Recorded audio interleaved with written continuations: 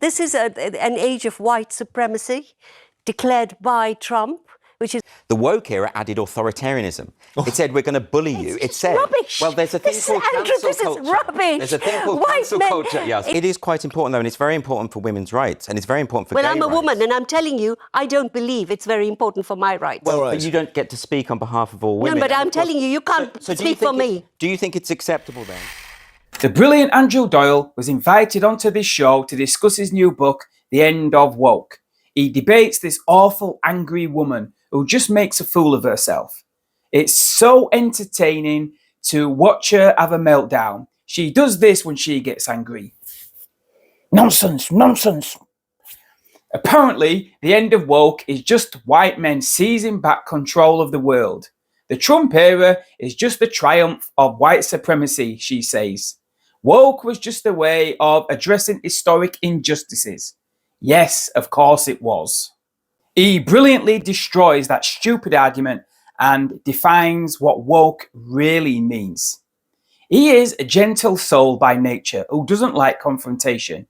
And yet, here he is debating with an irascible, rude woman who constantly interrupts and shouts. She says white men being discriminated against in the British Army and barred from signing up is a great thing.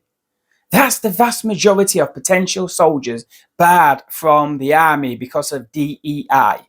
Great news for anyone who wants to invade. Our enemies will be laughing at us. They are too stupid to realise it has created an unintended form of equality or equity. It says white men have had so many centuries of privilege getting blown or hacked to pieces on the front line. So for the sake of equality, it's time to give ethnic minorities that privilege. That was definitely not the intention of DEI. If you could design the perfect ideology to undermine and destroy a civilization, then woke would be it. And it certainly isn't over yet in the UK. This debate shows what happens when facts, intelligence, and logic debate emotions, anger, and fantasy. Take a watch. Why the end of woke? Well, I think what's happened is there have been too many things happening recently, seismic events that have changed the nature of the discussion. We've had the Supreme Court ruling saying that sex in the Equality Act means biological sex. That therefore protects women's rights. We've had the Cass review, which has led to the banning of puberty blockers by the NHS, which is supported by the Labour government. We've had Trump's various executive orders saying that men can't be in women's prisons, men can't be in women's sports. We've had the rolling back of DEI initiatives and policies in major corporations like Facebook and Google and Amazon and Walmart. All of these things suggest to me... And the army as well. And the army, exactly. So all of these things that are happening suggest to me that the genie's kind of gone back in the bottle. It can't go back to what it was. All right, the sort of market leader on all of this is Trump himself. And 9 days after he became president, you'll remember this, there was an air crash in Washington. Yeah. And I was shocked when he said this has been caused by diversity in air traffic control. Well, this is why it's all such rubbish. Well, let's just watch. This is Trump. I was looking for the key thing when he says woke is dead. Have a look at this. Wokeness is trouble. Wokeness is bad. It's gone. It's gone. And we feel so much better for it, don't we? Don't we feel better? That's it. Yasmin? It's the takeover. It won't last, sorry. This is an age of white supremacy declared by Trump, which is why he made those stupid comments about genocide of white farmers in South Africa. And all I hadn't thought it was about white supremacy, Andrew. No, it is entirely. Can I finish? Absolutely not. Yeah, can I finish? Well, it is about that. White men are claiming back the world, and this trans issue is at the heart of it. Trans issue is really difficult. And Lady Hale, who's a very important judge, has already said that the judgment is being misinterpreted.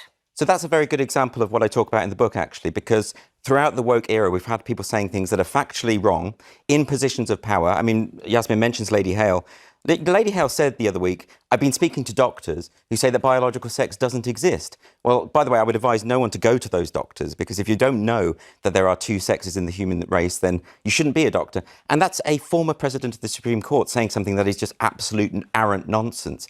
Now, the woke movement did destabilise this notion of truth and fiction. It made us obsessed with the idea of race, gender, sexual orientation. It divided us more than ever before. And the key thing about woke, I think, which is often forgotten, I know Yasmin has written about the political correctness era, which was a kind of messy negotiation towards a revision of a social contract. The woke era added authoritarianism. It said, we're going to bully you. It said, rubbish. well, there's a thing called cancel culture. This is rubbish. There's a thing called White cancel men, culture, Yasmin. It's very interesting. This week, a lot of white men complained. Did you read this in the newspapers? We're not getting the jobs. We're being excluded from shortlists. No, but that's true. It's happening to us. And women, quite rightly, wrote columns saying, join the club. But don't you think a meritocracy is a better system The than meritocracy, judging people on the basis of their skin It colour? has never happened. I have been a journalist for 37 years, right? wouldn't that be the No, aspiration? hang on. I've been a journalist for 37 years. I've won every award going, and I have been paid less than my white male colleagues all those years. Well, that's something that you could resolve with a meritocratic system and a No, it liberal isn't a meritocratic. There is no meritocratic system. But don't you feel that? I mean, the point I'm making is that whereas we can have discussions about how to improve society, when you instigate a form of public shaming, cancel culture, which was the weapon of the woke, where they had people, their lives destroyed, their reputations destroyed, they would contact employers to get them fired, they would put pressure on big tech to have them censored. All sorts of women were kicked off Twitter simply for saying that sex is real and that women's rights have you depend. realised Mike Perry, how where are much you? trans- Where are you on this, Mike? Well, just to pick up on Yasmin's point, there has definitely been a system in this country over the last decade where the middle-aged white man has been at a huge disadvantage because of the woke movement, including in the armed forces. We know we've got the evidence that in the armed forces there was a deliberate policy to try and exclude those men for people of ethnic diversity. Yasmin, you say, well, actually, it's gone so far the other way, it needs pulling back. That's the point you're making, right? No, I didn't say that. I'm trying to give about time, though. It was Go on, about yes, time. yeah. You know, we cannot have the same cohort dominating politics, the arts, everything, because they happen to be a particular race and a particular gender. Hang on, and the trans issue is not as simple as you say. Trans people have been so victimized. Some of them are killing themselves because of the whole atmosphere that was created about let's hate trans. Okay, I do not. Said that. I've not said let's No. hate trans. The atmosphere has been appalling. The trans thing, surely it must be quite a small part of this because there are so few. Well, he people based who are his trans. entire thing on the trans issue. Yeah, but. Well, it is quite important, though, and it's very important for women's rights, and it's very important for gay I'm a rights. woman, and I'm telling you, I don't believe it's very important for my rights. Well, but you don't get to speak on behalf of all women. No, but I'm telling you, you can't speak for me. Do you think it's acceptable, then, for male rapists to be in women's prisons? No, but most rapists are men.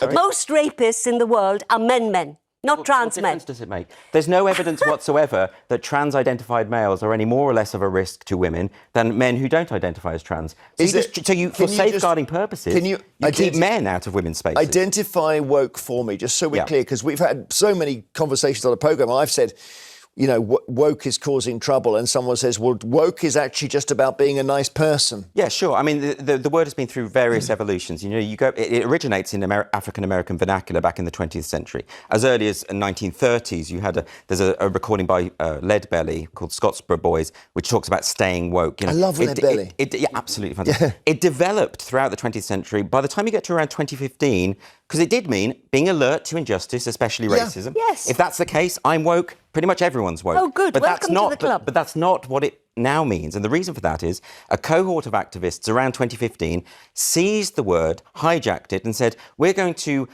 advance the notion of equity according to group identity, obsessed with group identity, and we're going to push it through authoritarian means. It was a very top-down, upper-middle-class movement. Look, it's a $9 billion industry, is the DEI industry. It's pushed by capitalists, it's pushed by corporates. DNI is not woke. DNI is redress for historical injustices and power holding, which, sorry, it's nothing to do with woke. Let me hold up.